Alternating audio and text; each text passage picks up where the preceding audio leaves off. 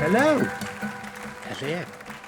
and welcome to Planet Marzipan, the Fish and Marillion podcast. I'm Meza, and here's my mate. Craig Houston.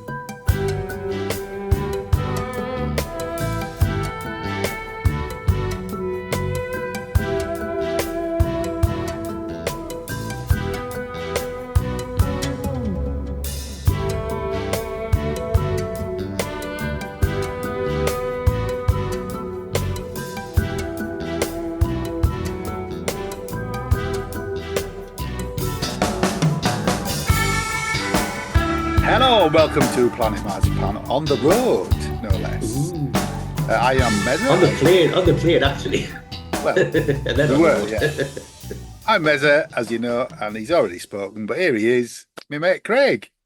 No, over this episode, I'm Faye, if everybody saw the you're fair, pictures. right? Yes, yeah. You were greeted at the airport by a sign saying Faye Houston from Tuvalu's #1 Marine and Fish podcast, weren't you? Yes.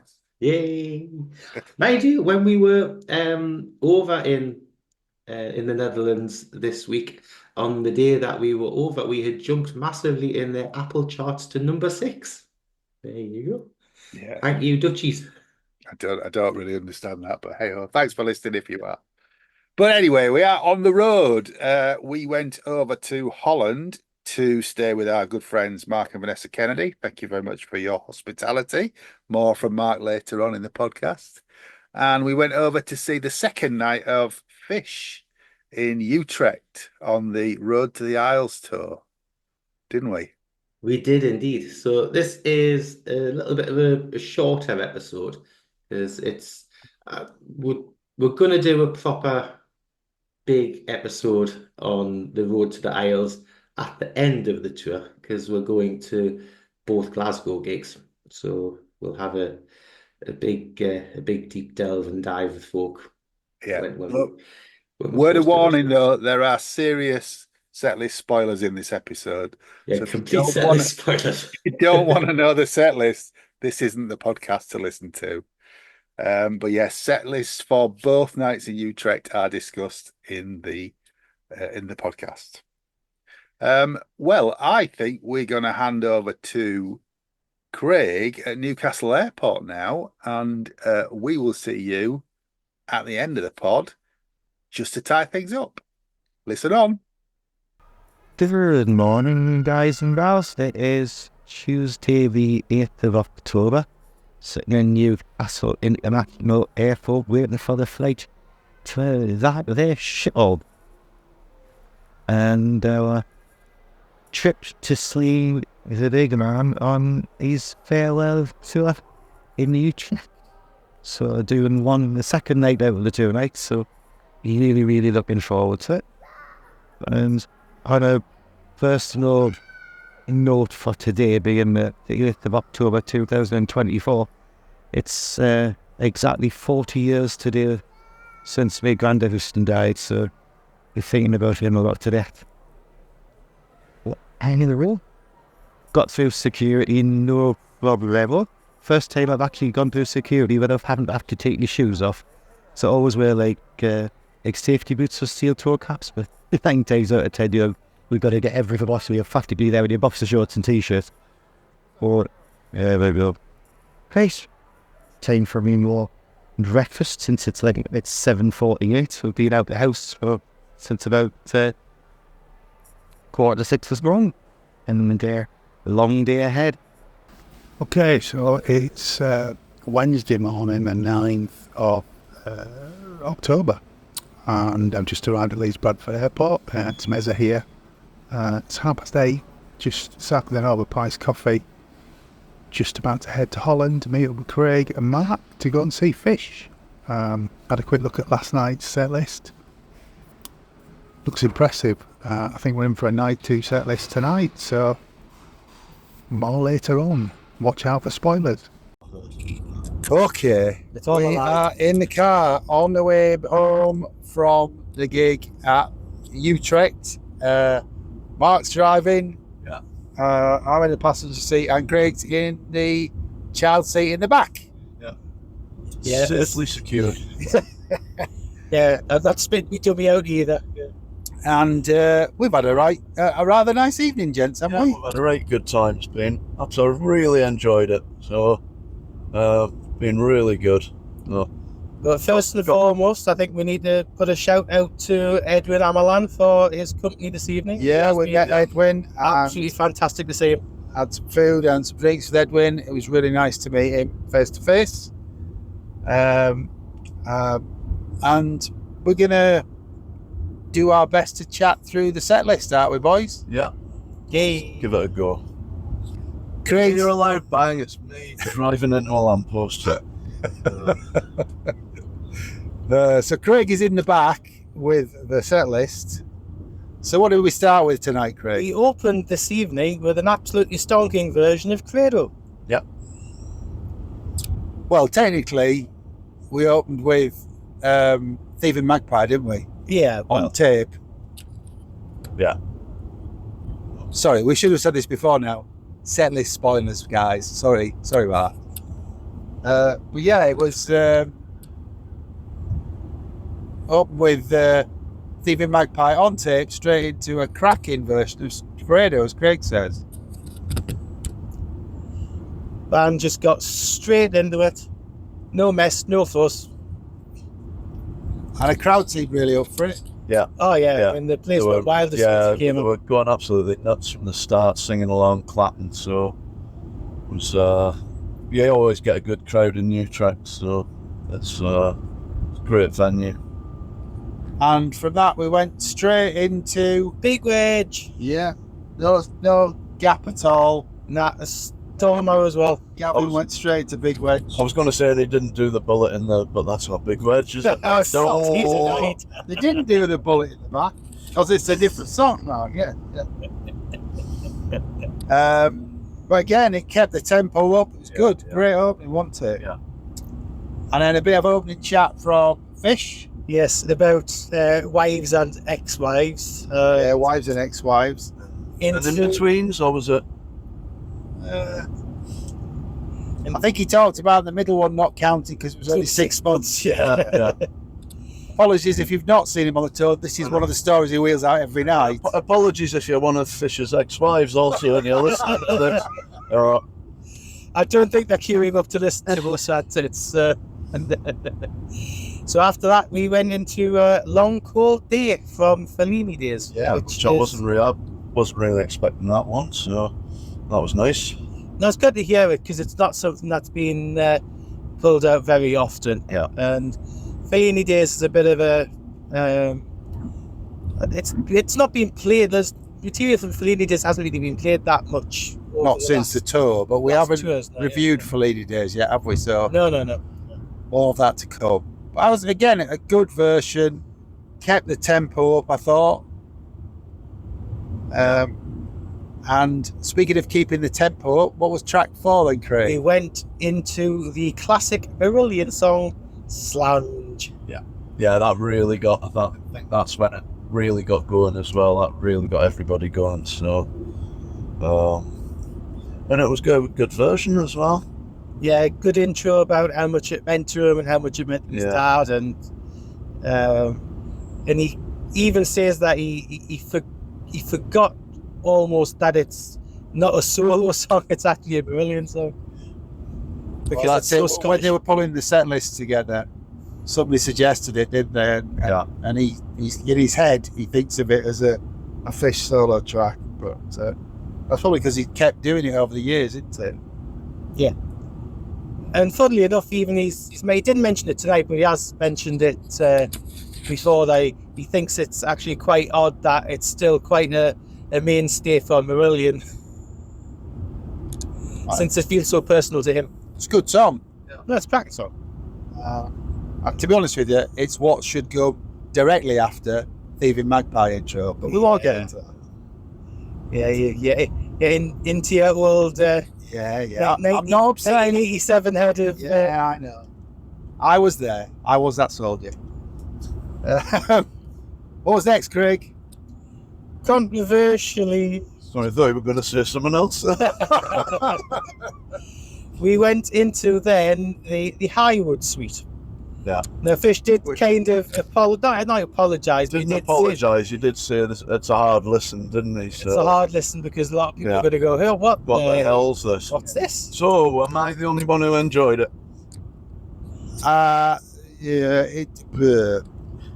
I appreciate it for what it is, and I think it was a good version of it, but it's never been a song or a suite that I really appreciate or I really like that much. I'm in two minds about it because it clearly means a lot to him, Oh, it definitely means a lot to him. and that's Yeah. why it's in the set list for this tour. And he obviously put a lot of work. He must have put a hell of a lot of work and research and Oh yeah, not everything else. So But there weren't a lot of people singing the words to it, and I mean, we've got the album, and we don't really know it. It's yeah, I not- mean, I do like it, but I only know little bits of it, like Crucifix Corner and a couple other bits. So yeah.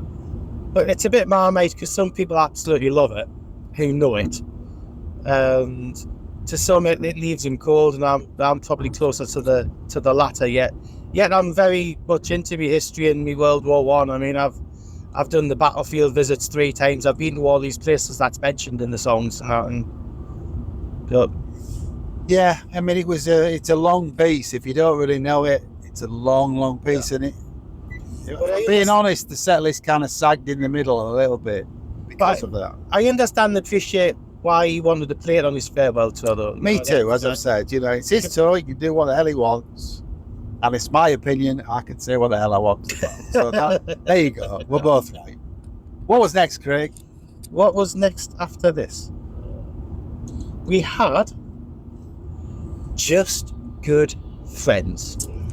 With Liz Troy doing. which was amazing. It was That brilliant. It was absolutely stunning. She's got a hell of a voice. Yeah. Now, speaking of Liz Troy, can I just go, Bayek, in the last 25 years, has she actually aged a day? Has she got a painting up in a loft or something like that? 'Cause She did look amazing. absolutely amazing. And she She's sounded a, amazing. Yeah. She sounded she's, amazing. she's a stunning woman and a stunning voice. And I think she was kind of pushing Fish as well a little bit, wasn't she? They was kind of riffing off each other, singing, looking into each other's eyes. It was really good. Really It good. was, version. and it was nice to put a picture of Sam Brown up as It well. was, yeah. That's what we haven't really said. There was certainly not much in the way of stage design, but there's a huge, I mean, at Utrecht, there's a huge screen behind them with things projected onto it. Yeah. I think that's part of the venue setup. Yeah. Because whenever we've been there, the same screens there. So Right. I think I'm going to get the impression he'll use the screen. He'll have a screen with him to do it on a smaller scale elsewhere. But yeah, I would have thought so. And what was next then, Craig? We went back over to 13th Star with Arc of the Curve, Hooray. That was rather good as well. which was a great version of it.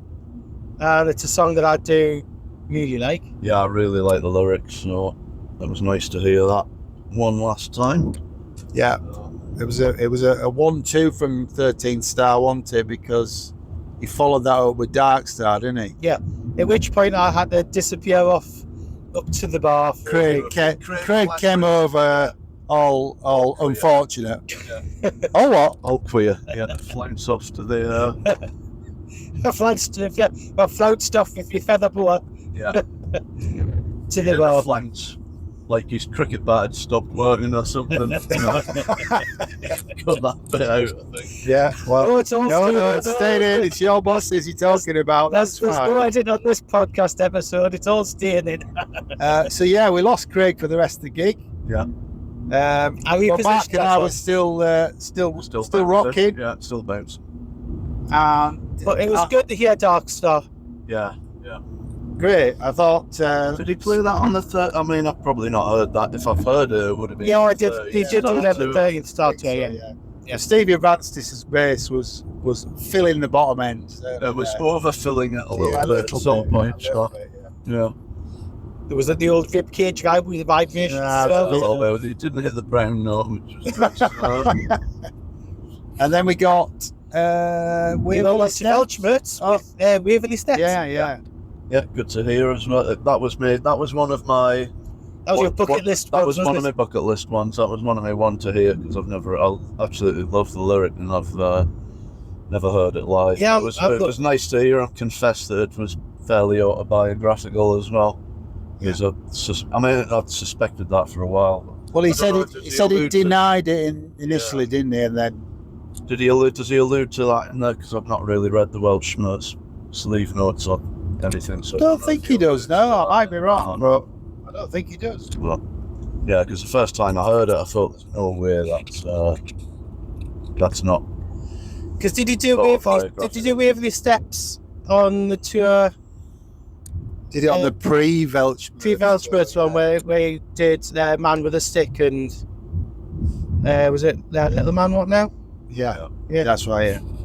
Man with a Stick. Stick. What's the end of What's on the stick? end of your stick? Anyway, Yeah, we can't go past that. the set ended with a raw meat. From the balcony. Yeah, bit downbeat, I thought. Oh no, I didn't. I thought it was great. I thought it was a great ending for the set. Really appropriate, but I thought it was a little bit downbeat. Well, I have to say, it's the first time that Craig and I have been to Utrecht, to the venue. It's It's a lovely venue. Yeah. Well, typically Vredenburg's. Yeah, Lovely venue. amazing venue. Absolutely amazing venue. If you've been, you'll know what we're talking about. But the crowd are really up for it as well. So this is a major spoiler. If you see him doing Setlist 2, he kind of finishes it with the band going off one at a time when everybody's still playing. And it ends up with him on stage singing, "I'll always have the strength to carry on," and doing a call and response with the audience. Yeah. And he walked off doing a bit of a weekend dance. Doing a bit of a weekend. And it also begs the question if you always have the strength to carry on while you're retiring.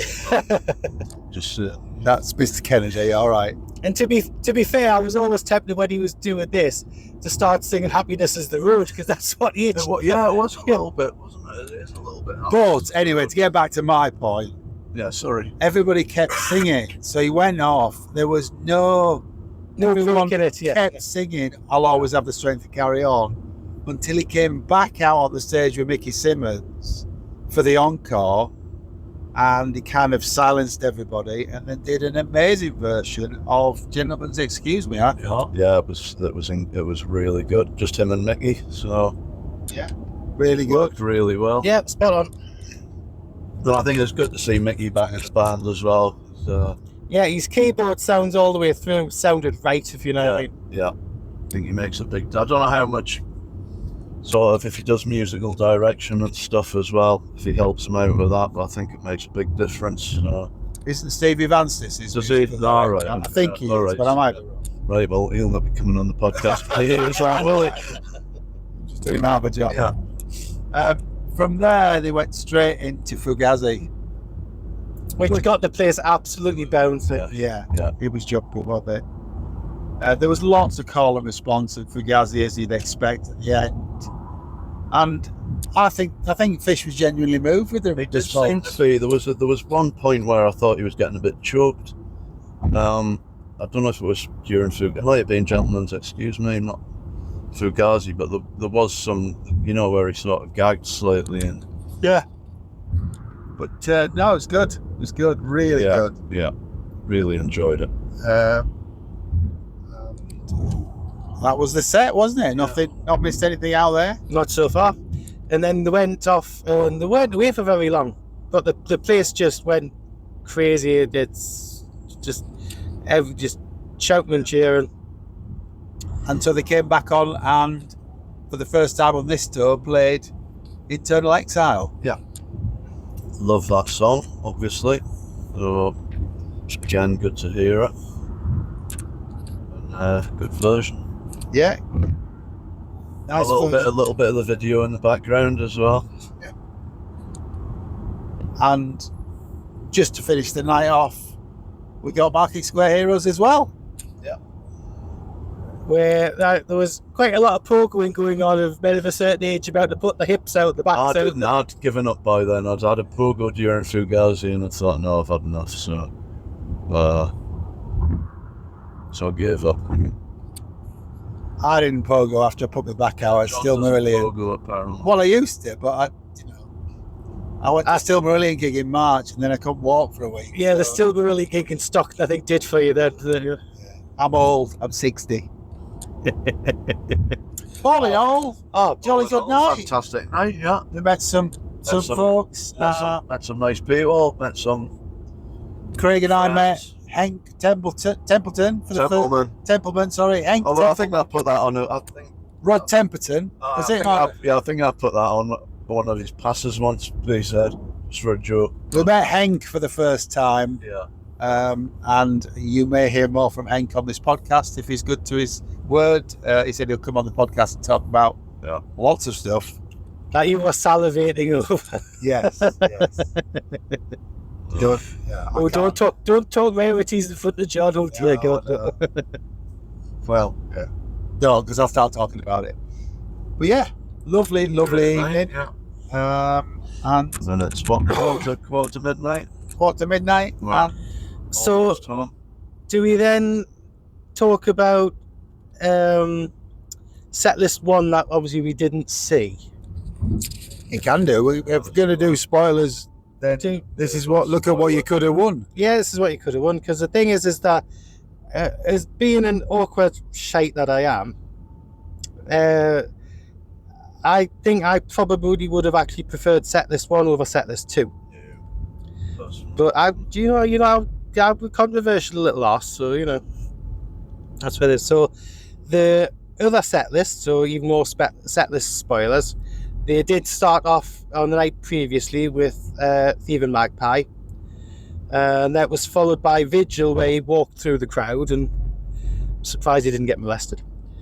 On to Weltschmerz, then Pipeline, Feast of Consequences, Goldfish and Clowns, one of my absolute favourite Fish songs ever. Family Business, again a favourite. Incomplete, Blind to the Beautiful, Shadow Play, which I'd love to have seen. So did he play Incomplete, or is the set list incomplete? Hey, see what you did there. So Blind to the Beautiful, Shadow Play, Incubus, which we all absolutely adore.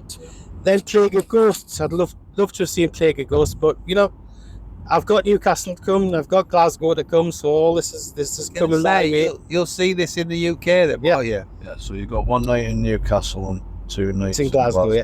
So we've got then Cliche, followed by Kaylee Lavender, Heart of Lothian, and it's a lucky Market Square Heroes, and they ended with The Company. So that was a absolutely amazing set list, that. So look forward to see that later on in the tour.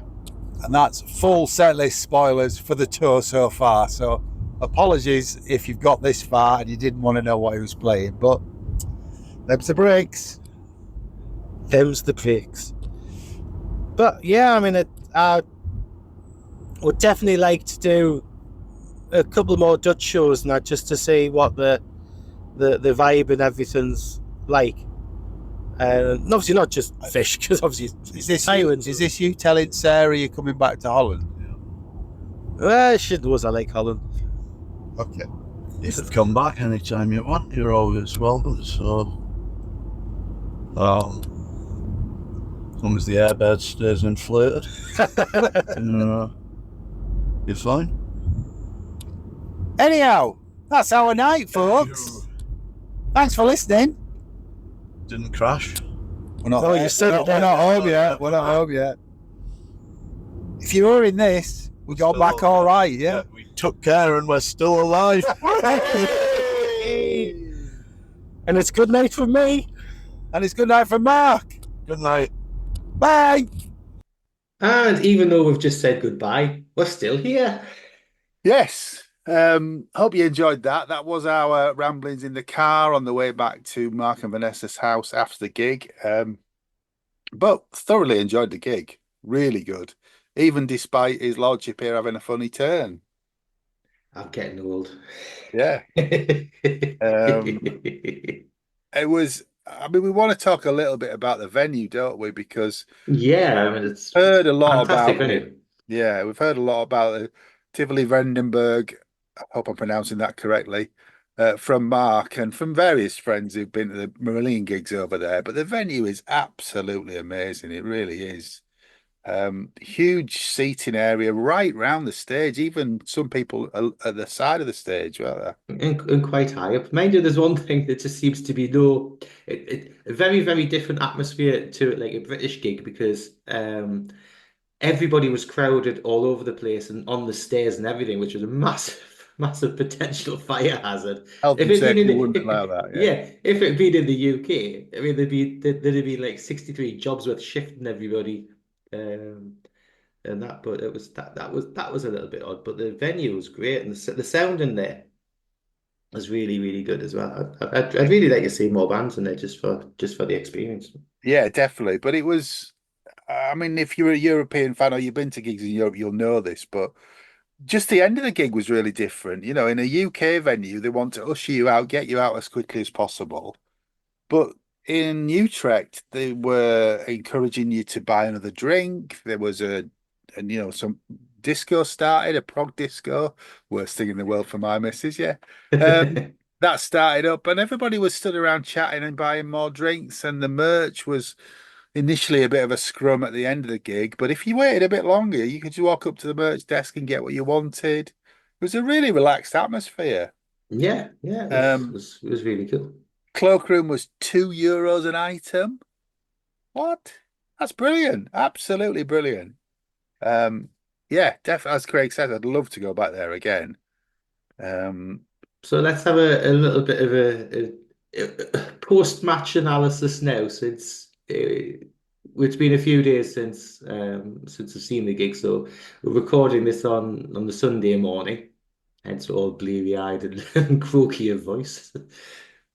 yeah, Uh, as we said on the night, I really enjoyed the gig, even despite the high wood, which I'm not a huge fan of.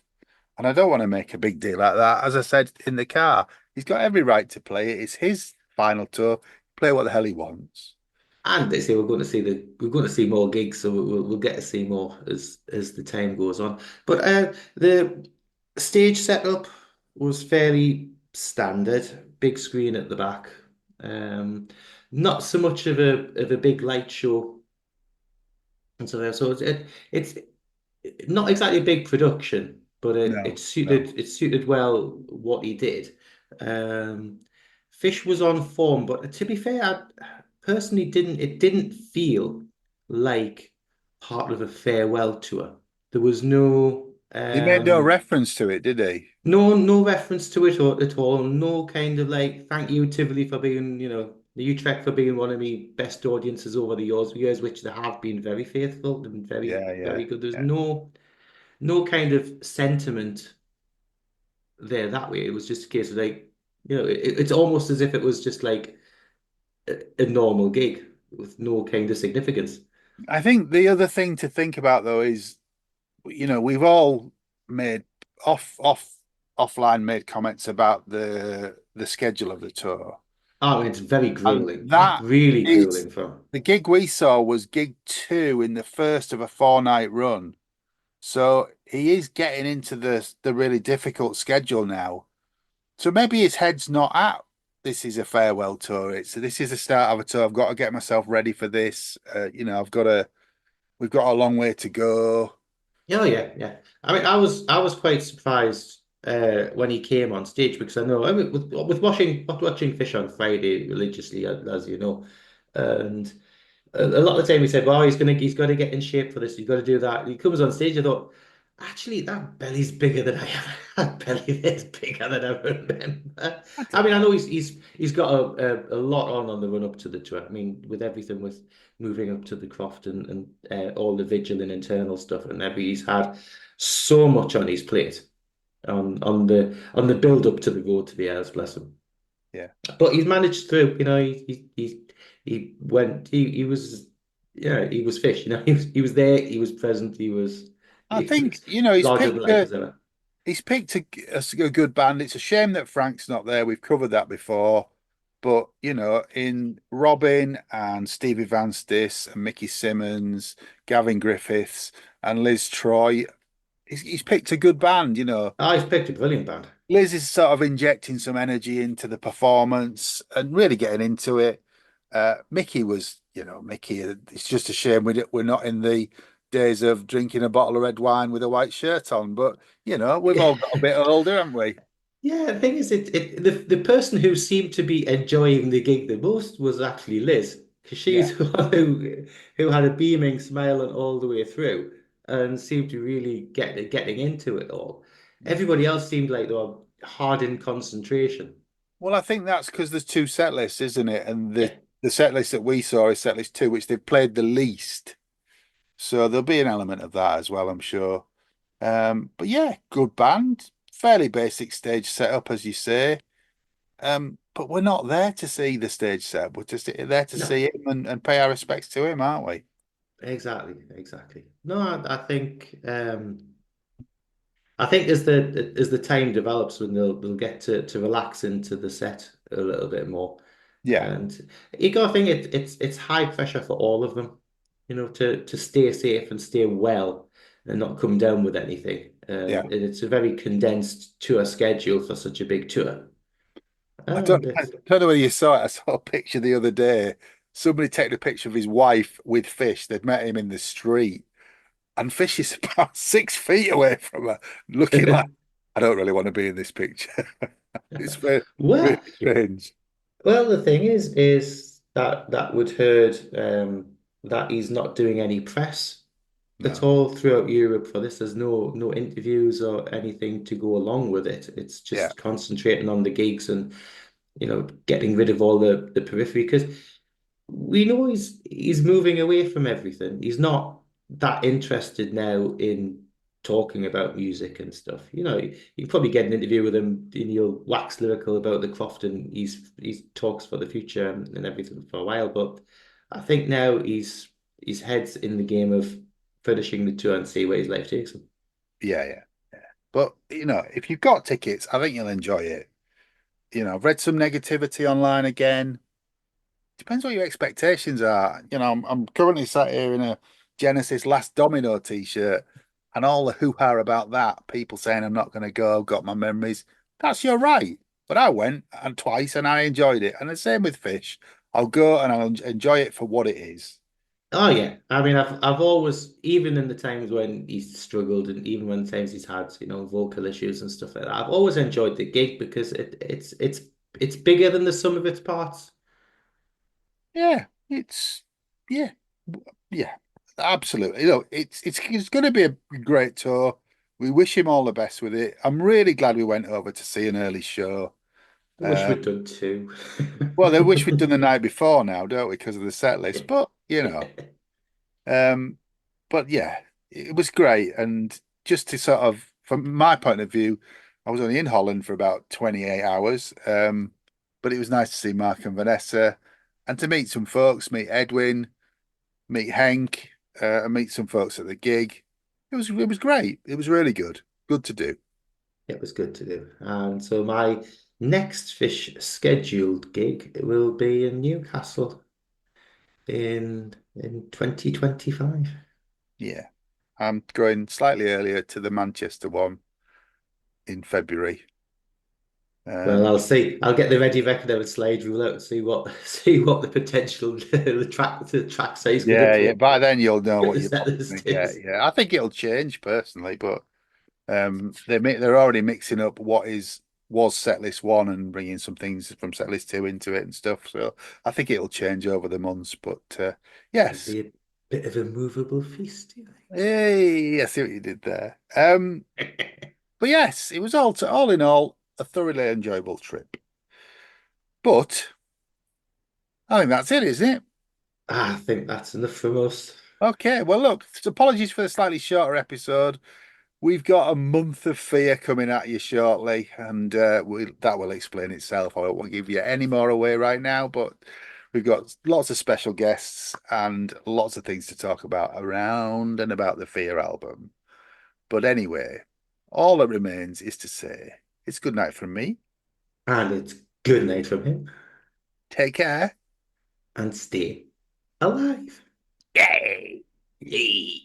Thanks for listening to Planet Marzipan Podcast. Please like and subscribe from whichever platform you get your podcasts from. You can contact us at planetmarzipanpodcast@gmail.com and check out marillion.com, fishmusic.scot or fishmusic.eu